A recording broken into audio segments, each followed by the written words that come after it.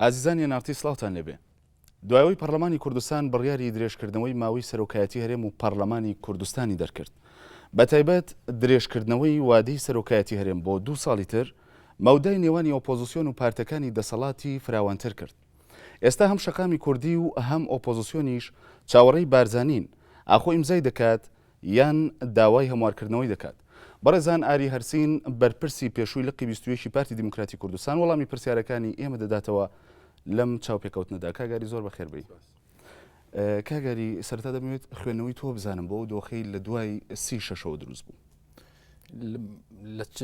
ڕوانگەیەکەوە ینی لە چ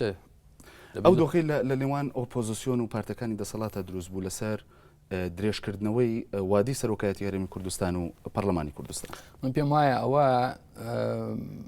زیاتر کاردانەوەی کۆمەڵێک شت بوو کە هەمووی کەڵەکە بوو بەیەکەوە لە دنیای سیاسەتی شەوایە ینی کە تۆ ئەگەر هەندێک شت بە مفاوەزە نەتوانی بیگەیتێ دوجار ئەبێ ئەمای ینی بە شێوەیەکی قەرارێکی مطلق یاخود بڵێن حەسم کرێ یاچی بکرێ ئەبێ بکرێت بۆیە ئەمە نەتیجەی کەڵەکەبووی شتەکانی تر بوو ینی خۆی لە خۆیان ئەو تەقینەوەیە لەبەری هەموو تەقینەوەیەک پێویستی بە کۆمەڵی باروت و بە حەوزێک هەیە کە حازر بێت. دیارە باروت و حەوزەکە حازر بوو بۆیەوە تەقیوەتەوە. بەڵێ بە ئەم پرسیارەکە ئاوا بکەمانی ئەوەی کە لیستی کوردستانی لە پەرلەمانی کوردستان لە 36دا کردی بڕیارێکی دروست بوو بە خوێندنەوەی ئاری هەرسین. من التزامم هەیە بە حیزبەکەی خۆمەوە. من تەشیدم کە هەر بڕیارێک لەسەرکردایەتی حیزبی ئێمە بیرێ ڕێی منی لەگەڵا بێ یا لەگەڵا نەبێ ینی من موافقی بمیان موافقی نەبم من التزام پێوە هەیە لەبەروی تۆ کە حیزبایەتیەکەی خۆت تەسلیمی موسسەیەکی مەدەنیەکەی و ئەو قیادەیی کە لەسەرکردایەتی پارتی من خۆم لە کۆنگرەی سیانزەیە بشێکی زۆریان دەنگم پێداون بۆیە سیقەم بەم بڕیارە هەیە و پێشم وایە باشترین ڕێگە لە ناو خراپەکانە ئەو بڕیارەی 36 لامی باشتر بوو. باشە پارتی بۆ دەیەوێت ویلایەتی مەسعود بەرزانی بۆ 2 ساڵی تر درێژ بکاتەوە ینی پارتی دەیەوێت بەمە چی بکات؟ چ پەیامێکی هەیە لەمە؟ نا پارتی نایەوێ ئەوە درێژ بکاتەوە. پارتی لەگەڵ شێتی نیشتیمانی کوردستان ناچار بوو ینی ئێمە ناچار بووین بگەڕێین بۆ حەلێک بۆی ئەو چەق بەستووی کە لە پێشە برادرانی ئۆپۆزیسیۆن پیانەوت و هەندێک لە ڕۆشنبیرانی کوردستانیان و بارودۆخی سیاسی کوردستان لە حاڵەتی چەق بەستوایە بۆی ڕزگارە بێتەوە لەبەرەوەی ئەو حاڵەتە چەق بەستووە هەموو ڕۆژێکە تیا بمێنیتەوە وەکو لم و قوڕاوێک وایە کە زیاتر لە ئەژنۆت و بەرەوسەرەوەچێ بۆی لەوە ڕزگارت بێ ئەو بڕیارە ایراوە ئەجینا ئەمە پەیوەندی نییە. یەک شتی تریش من حەزەکەم بڵێم ینی ئەوانەی کە شارەزای تەبیعەتی کاک مەسعودن زۆر باشە زانن کاک مەسعود لەو کەسانە نییە کە خوازیاری ئەوە بێت ینی زۆر شێت و شەیدای کورسی دەسەڵات و لەم بابەتە بێ. ئەم مەسەلەی درێژکردنەوەی 2 ساڵە ئێستا کە ئێمە سەیری ئەەکەین وەکو پێشنیارێکی لێ هاتووە کە لەبەر دەم سەرۆشی هەرێمایە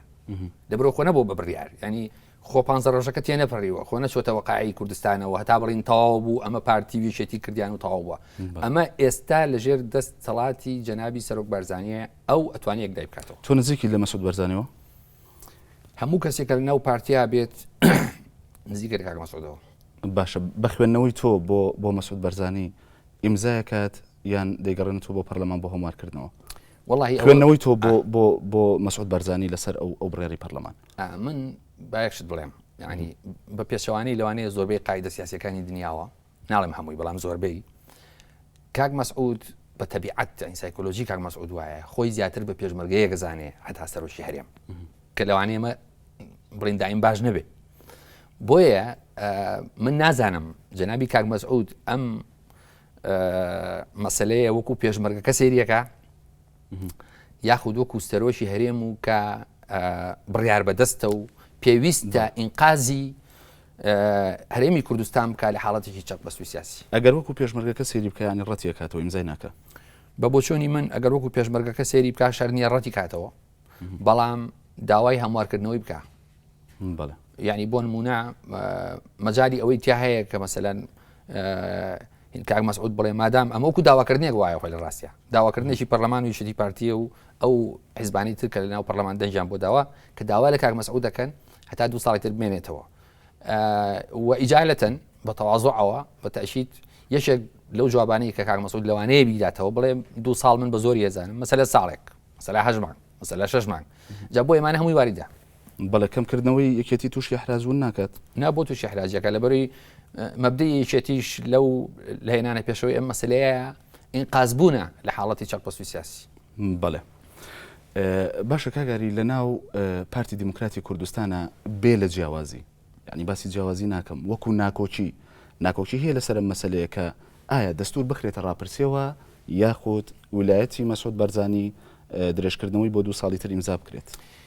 ئەزانی خلاف بۆ چۆنی جیاواز من تەشیدم هەیە لە بەرەوەی حیزبێکی گەورەین معقول نییە بۆ چۆنی جیاواز ئەگەر بۆ چۆنی جیاواز نەبێ معناوێ هەرچی ئەندامی پارتی هەیە لە جەنابی سەرۆشی هی پارتیەوە هەتا کادرێکی خوارەوە یونیفۆرم وەکو یەک بیرەکات ڕوونە ڕەنگە بۆ هەموو پارتیەمە وارد بێ ینی ڕای جیاواسە بێ بەڵام ئەوەی کە بگاتە ناکۆچی ئەوی بگاتە خاڵی ناکۆچی شتێکی لەم جۆرە هەیە لە ناو پارتی دیموکراتی کوردستانە. باشە بڕیاری سەرەکی لە ناو پارتی دیموکراتی کوردستانە چێ مەرجع ینی مەرجعی یەکەم چییە؟ مەرجعی یەکەم ئێمە کاک مەسعودە کاک مەسعود بەرزانیە ئەگەر لە غیابی جەنابی لە شوێنێک بێت یا سەفەری کرد بێ یا حاڵەتێک بێتە پێشەوە ئەوە کاک نەچیروانە کە جێگری سەرۆک لە دوای گەڕانەوەی بۆ هەرێمی بەڵام خۆ بایەکشت بڵێم بڵێ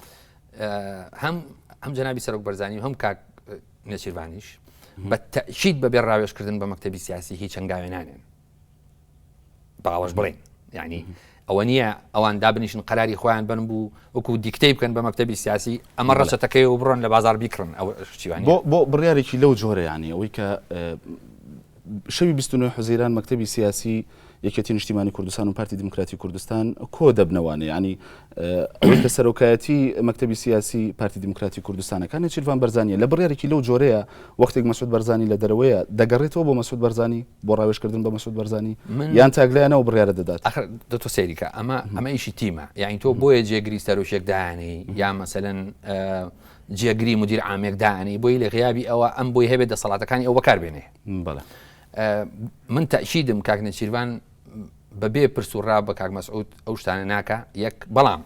بەبێ پرسوڕا بە مەکتەبی سیاسیش ئەو شتانە ناکە باشترین شاهدیش ئەو بزانام چاوپێکەوتنەکەی کاک فازڵ میرانی بوو لەگەڵ تەلەڤیزیۆن ڕووداوە کەواتە ئەو بڕیارە ئیرادی مەسعود بەرزانی لەسەر بووە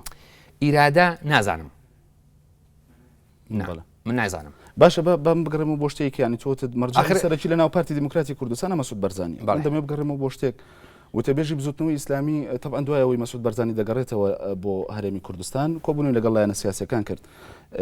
لە چاوپێکەوتنی گۆڤاری یەکێک لە گۆڤارەکاندا وتەبێژی بزوتنەوەی ئیسلامی باز لەوا کات کە مەسعود بەرزانی پێی وتون وەختێک بیستوێتی ماوەی سەرۆکایەتی بۆ 2 ساڵ درێژ کراوەتەوە تووشی حراج بوون کەواتە مەسعود بەرزانی ئاگاداری ئەوە نەبووە کە 2 ساڵی ویلایەتەکەی درێژ کراوەتەوە لەوانەیە کاک مەسعود ئین ئاگاداری ئەو بوو بێ کە موناقەشەیە لە ئارایە بەڵام ئاراستە و فۆرمولەکردنی و دقە سەرەکیەکەی و یعنی بە دقیقی ئاگای لە وردەکارەکانی نەبووێ بەڵام من حەزەکەم یەک شتی تر بڵێم یعنی ئەمە من ئەمەیان بە تەشیدی دەتوانم بڵێم 100% من 100% دەتوانم بە خەڵکی کوردستان بڵێم لە ڕێم کەناڵی ئێوە کە ئەمە بەرنامەی کاک مەسعود نییە فترەی سەرۆکایەتی خۆی 2 ساڵ درێژ بکاتەوە ئەو لە کۆنگرەی سیانزەیە کەواتە بینە نێچیروان بەرزانیە مەکتەبی سیاسی کاک نەچیروان بەرزانی و سەرکردایەتیشی نیشتیمانی کوردستان چکۆ بەتەنیا نەکراوە ئەمە یەک دوو ئەمە من تێکیە بەچی ئەەکەم یعنی پێش بەچیە بەستم کەم قسەیەکەم لە کۆنگرەی سیانزەیە کاک مەسعود هاتە سەر منبەر بە هەمومانی وت من خۆم ئەندامی کۆنگرە بووم وتی خەڵچینە هیچ احراج مەبن هیچ کەس لە من ئاسانتر نییە بۆ ئەوەی کە لای برن هەر ڕۆژێک هەر ساتێک منتان نویست پێم بڵێن خۆم ڕۆم ئێ باشە ئەو لەگەڵ قاعیدەکەی خۆیان لەگەڵ سەرکردایەتی خۆیانەوە بێت چۆن لەگەڵ میلەتێکی هەرێمی کوردستانەوانە بێ بەڵێ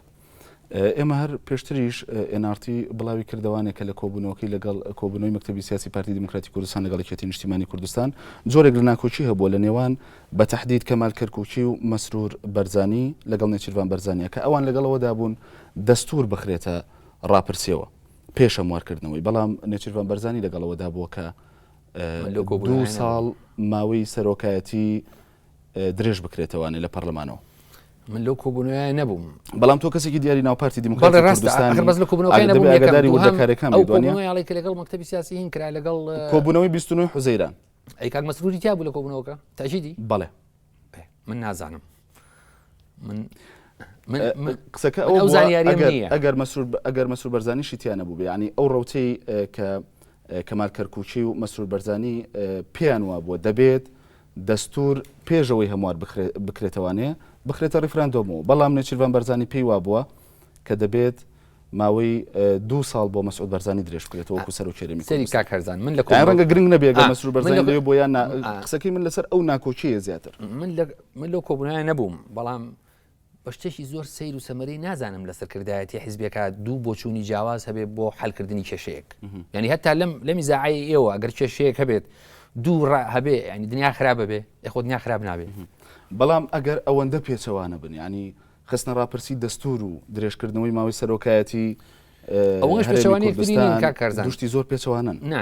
ئەوەش پێچەوانی نین لەبەرەوەی ئەمە وەکو کۆمەڵێک سەرەتا و کەوتونەتە ناویەک گرێەوە مەسەلەی ڕاپرسی دەستور و هەموارکردنەوەی و گەڕانەوەی بۆ پەرلەمان و درێژکردنەوەی سەرۆکایەتی هەمووی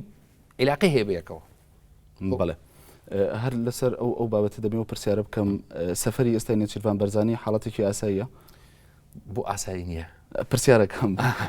سەرۆکی حکوومەتە ئەو یعنی سەرۆکی حکوومەت سەفەر بکاشتێکی ناسایی بەڵێ دەنگۆکان ینی ئەوە بوون کە نێچیروان بەرزانی بە جۆرێک لە جۆرەکان لەو حاڵەتە ناڕازی بۆ سەفەری کردو دەمەوێت لە زمانی تۆ وەکو کادرێکی دیاری پارتی دیموکراتی کوردستان ئەوە پشتڕاست بکەینەوە بڵێ ئێستا تۆ خۆ وتە کاک نێچیروان پشتیوانی لەو بۆچوونە کردووە کە 2 ساڵ تەمدید کرد بڵێ بەڵام ئێستا قسە هەیە لەسەرەوەی مەسعود بەرزانی ئیمزای نەکات قسەکەی من لەسەرمەیە ئەجا بەعرزەکەم بڵێ مادام وایە ئەگەر ئەمە وابێ ئیف ئەنت ئۆنلی ئیف ئەگەر وابێ معنایە کاک نێچیروان ئەو ڕایی خۆی بۆ چۆتە سەر ئەو پەرلەمانیش کردی بە بڵین دەنجی لەسەردا و ناردێن بۆ لای سەرۆکایەتی هەیە ئیتر کاک نێچیروان بۆچی ئەبێت عاجز بێ لەوەی کە لەسەر ئەگەرێک بڕوا کە هیچمان نایزانین وایەیانە دوایەوە ئەو سەرۆکی حکوومەتە ینی ئەو کەسانی کە ئەم بۆچوونیان هەیە یا بڵین ئەم گومانە ئەکەن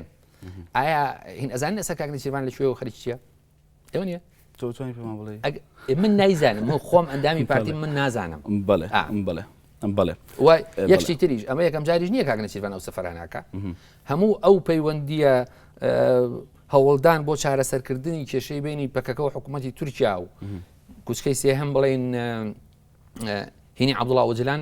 لەوانەیە کاک نێچیروان لەمایەکە 6 سەفەری سڕی کردبێ بۆ تورکیا کەس پێی نەزانیوە یعنی ئێستاش لە سەفەرێکی نهێنیە من نازانم بەڵام من کەسێکی ئاسایی نیە ینی سەرۆکی حکوومەتی هەرێمی کوردستانە دەبێت لە چونە دەرەوەکانی خەڵک ئاگادار بێ میدیاکان ئاگادار شەرت نییە کاک کارزان شەرت نییە هەموو جارێک ئێستا بۆ نمونە من نمونەیەک بۆ جەنابەت دێنمەوە جاری وا هەیە کە حکوومەتی ئێران لەگەڵ ئەمریکا لیژنەیان لە ئاستی وەزارەتی خارجیە سەرۆکوەزیرانە لیژنەی ئەوێ یعنی مۆزەفی بەرزی ئەویان لە شوێنێک کۆ بنەوە وڵاتێکی قازاقستان یا لە ئوتێلەکە لە جنێف هیچ کەسیش پێی نازانێ میدیاکانیش پێی نازانێت بەڵام پەیوەندی مخابراتەکانن مخابراتەکان نا بۆ نمونە بۆ ئامادەسازیەک بۆ گفتوگۆ لەسەر ئاستی بەرزتر ئەوانەی ئەو مۆزەفانی کە لە ویژەکەن لە ئاسی وەزارەتی خارجیان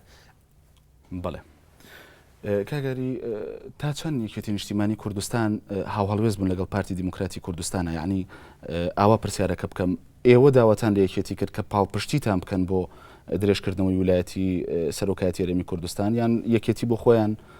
ڕایەکی وازەحیان هەبوو لەو بارەوە نا ئێمە بە حکمی ئەوەی کە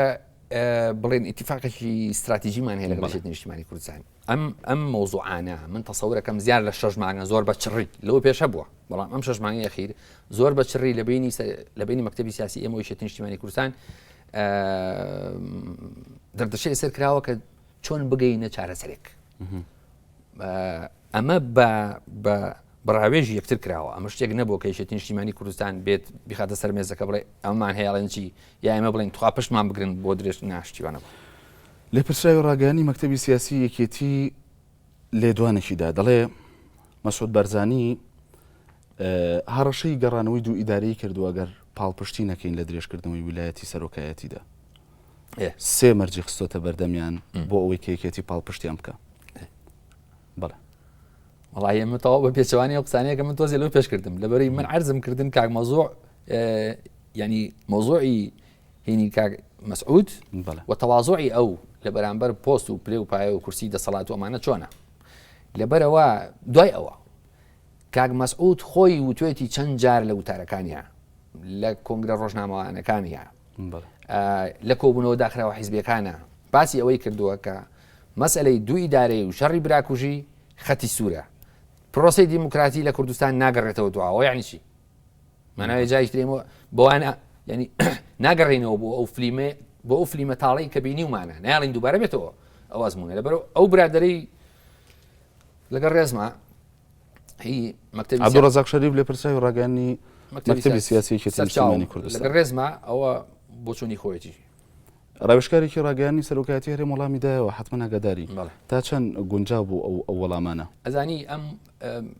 ئەم وەڵام داناوانە جارێ من سێرم لێ ئەبم شێوەیە ئینسان سیاست کا لەگە یەکتری کە تۆ ئیتفاقی استراتیژی هەبێ لەگە یەکتریا و بەڕاشکاوی لە کۆبوونەوەکانی مەکتەبی سیاسی لەگەڵ یەکتری قسە بکەی ئیتر ئەم لێ دوانە چییە لەم لاولەولا یعنی ئەو ئەمان نرخی سیاسی نییە ئەم لێ دوانانە نرخی سیاسی لە کۆبوونەوەی مەکتەبی سیاسیە کۆبوونەوەی مەکتەبی سیاسی بۆیە کە تۆ خۆی گلاکی تۆ لەگە یەکتریە دوای ئەوە بەلاخێک دەرەچێ بەناوی هەردوو مەکتەبی سیاسیەکەوە ئەوەیە کە ڕای بڕین ئەساسی ئەمەوەیشێتیە ئیتر ئەوانی ترشتی لا بەلای تایە شتی میزاجی تایە شتی عاتفی تایە هەمووی تایە شتی بڵین ئیسیفزازی تایە بەڵێ پەیوەندەکانی ئێستای پارتی دموکراتی کوردستان لەگەڵ بزوتنەوەی گۆڕان و لایەنەکانی ئۆپۆزیسیۆن بەگشتی و یەکێتی نیشتیمانی کوردستانیش چۆنە ئەو پەیوەندی ئەمەوەیشێتی نیشتیمانی کوردستان عیبی نییە بەڵێ مەسەلەی بەستخوا پێشەوەی بچینەوە ینی دوێنێ مەسعود بەرزانی لەگەڵ مەکتەبی سیاسی یەکێتیدا کۆ دەبێتەوە و ناگەنە هیچ ئەنجامێک لەسەر بەپی چەند سەرچاوەیەکی ڕۆژنامەوانی تەبعاً دیارە ئێمە لە کۆبوونەوەکەیان نەبوون بەپی چەند سەرچاوەیەکی ڕۆژنامەوانی و بەو پێی کە هیچ ڕاگەیەندراوێکی کۆتایی کۆبوونەوەکەش نەبووە نەگەیشتونەتی هیچ ڕێکەوتنێک لەسەرەوەی کە مەسعود بەرزانی نکۆلی لەوە کردووە کە دەبێت دەستور بخرێتە ڕاپرسیەوە پێشەوەی هەموار بکرێتەوەنێ و ئەوەی کە هەر شەیەکێتی داوای کردووە کە پێشەوەی بخرێتە ڕاپرسیەوە دەبێ هەموار بکرێتەوەنێ ئەزانی کاکەرزان لێرە ینی ئەم نمونەیەم بۆ ئەوە هێنایەوە کە پەیوەندی یەکێتی و پارتی ئێستا لە چه ئاستێکدایە عیبی نییە وەکو عەرزم کردی بەس بابچمەوە سەر ئەوەی کە ئەو کۆبوونەوەی کە فەرمووت دیسانەوە ئاڵێم من لەو کۆبوونەوەیان نەبووم ئیتر سەرچاوەیەکە ناوی خۆی بڵێت و فلان ڕاگەاندنی پارتی یا هیچێتی یا فلان سایت کە بەغێری مباشر سەر بە گۆڕانە و فلان سایت بەغێری باشر سەر بە پارتیەوەمانە ماسی لە ئاوا سەوان ناکرێت ئەمانە قیمەی هەتا هی سەحافیان بۆ ڕادێنیە کە من و جەنابە سەری خۆمانی پێ بێش بەس کاگەری ینی نمونەی وازەحیشەیە بۆ نمونە هەر لەو کۆبوونەوەی مەسعود بەرزانی لەگەڵ لایەنە سیاسیەکاندا ئەوی کە شوان قەڵاتزەی لە گۆڤارێکدا لە چاوپێکەوتنێکدا باسی دەکات دەڵێت ئەگەر لەبەر یەکێتی نەبێت هەرگیز ئیمزای ئەو بڕیاری پەرلەمان ناکەم ئەگەر لەبەر ئەحراجبوونی یەکێتی نیشتیمانی کوردستان کاک مەسعود دوای تۆ بەشی بووە لە کۆبوونەوەی لەگەڵ لایەنە سیاسەکان و شوان قەڵاتزەی لە چاوپێکەوتنەکەیدا باس بەڵێ ئەو باسی بڵێن ئەحراجەکە کە ئاخرە سەیریکە ئێستا فەرقی بوو ئەگەر ئەم پرۆژە یاسایە بەس پارتی بیبردایەتە پەرلەمانەوە ئەوە جەنابی کاک مەسعود معاملەی ئەکرد لەگەڵ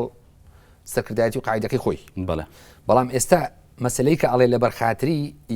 یاڵێ بڵین ئیحراجی جگە لە حیزبەکەی خۆی حیزبێکی تر هەیە لە ئارایە حیزبی تر زۆرن بەڵام ئەوەی کە اتفاقی استراتیژی لەگەڵ هەیە نیشتیمانی کوردستانە ئێتەمان وایە ئەوە ئیحراجێکی گەورەیە لەبەری تۆ لەگەڵ خانەوادەی خۆ و لەگەڵ تیمەکەی خۆت زۆر بە ئاسانی ئەتوانی بڵێ بەڵێ یانە هەتا یەکێکە لە دەرەوەی ئەوە بێ بەس لە پرسیارەکان تا باسی پەیوەندی ئێمە ئۆپۆزیسیۆنەکە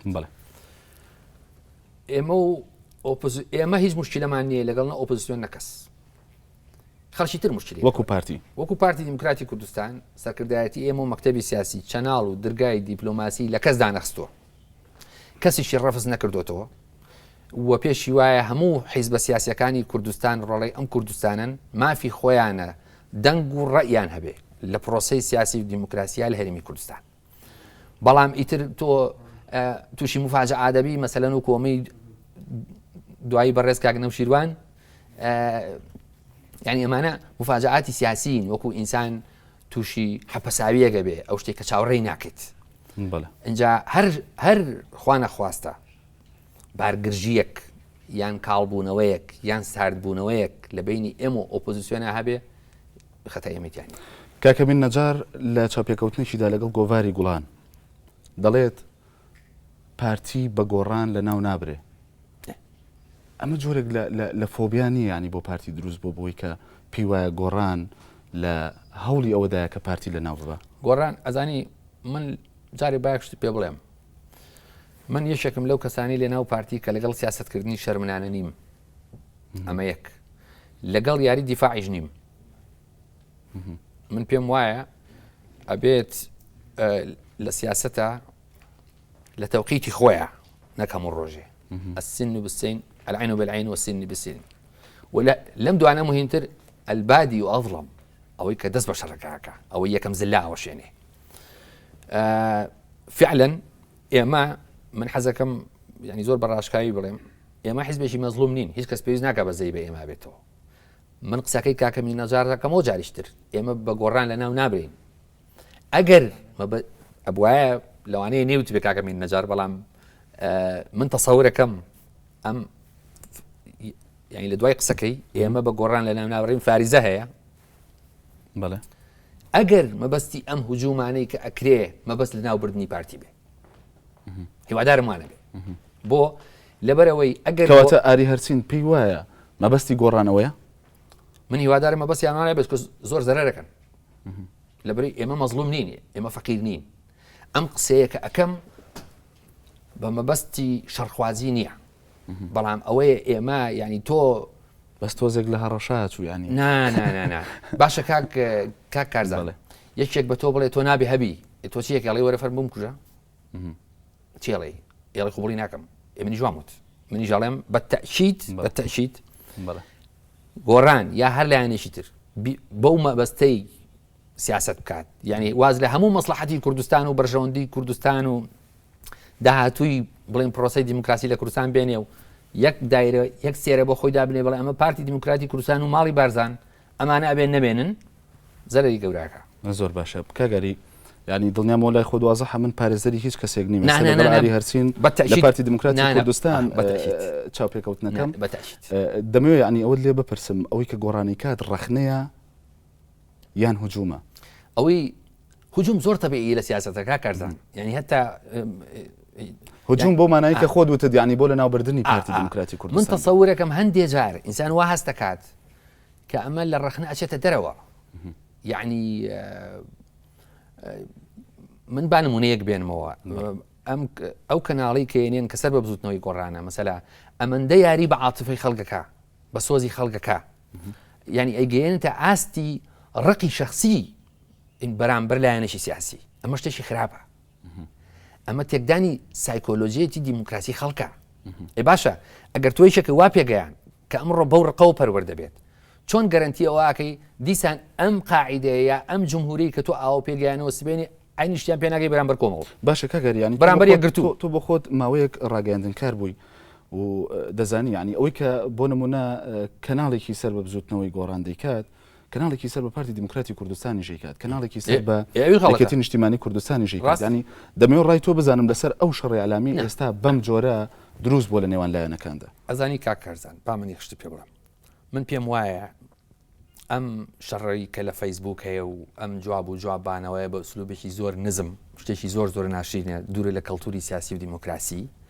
بێڕێزیکردن بەرامبەر یەکتری هەتا من یعنی ئەو لەم منبەرەوە ئەڵێم هەر کەسێک کە سەر بە ڕێبازی بەرزانی بێ و ئەندامی پارتی دیموکراتی کوردستان بێ هەوادار و لایەنگیری پارتی بێ ئەبێ خۆی دوور بگرێتەوە لەبەرەوەی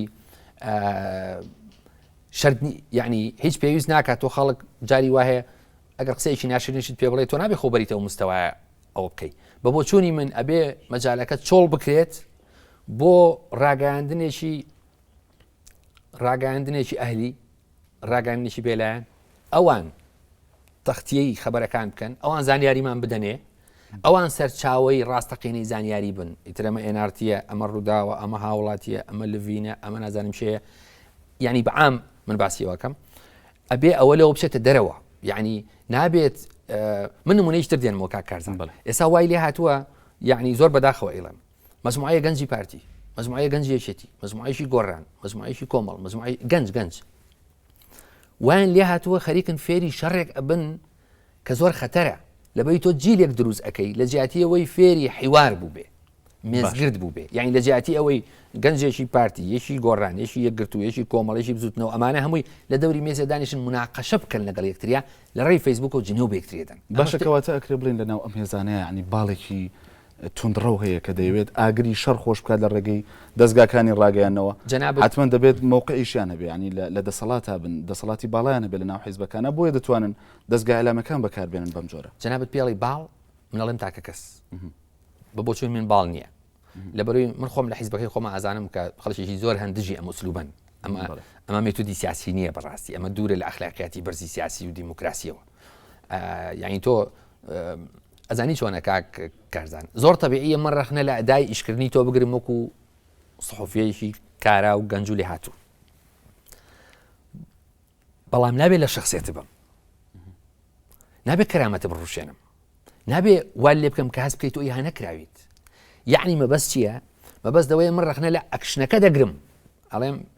ئەم ئەدا سەحوفیەی کارزان باش نەبوو بەس ناچمە ناو شخصیەتەوە بەڵام ئەمە وەکو ئینسانێکی خراپە ئەمە دوو جیاوازین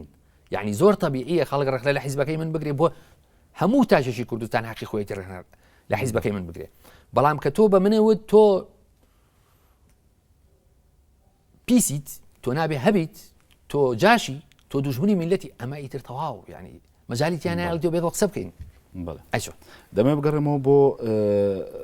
هەواڵێکی یان راپۆرتە هەواڵێکی کەناڵی کێنێنی سەر بە بزوتنەوەی گۆڕان باسی لەوە کرد کە حملەی عەلامی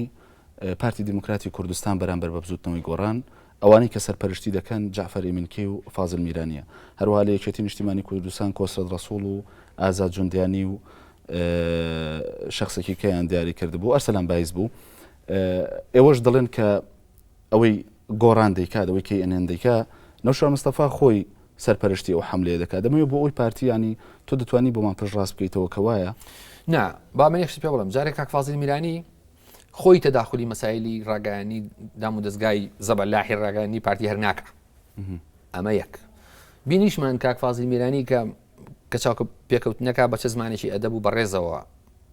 لەگەڵ ئۆپۆزیسیۆن قساکە لەگەڵ خەڵکی کوردستان قساکە ئەمە ئوسلوبی ئەو نییە هەرچی کاک جعفەر ئێمنکیە بەرپرسی مەکتەبی ڕێخستنەکە یەکێکە لە حساسترین مەکتەبەکانی ئێمە لەناو پارتیە ئیشی ئەمەندە زۆرە من بەرپرسی لەک بوو من نەزانم ڕۆژانە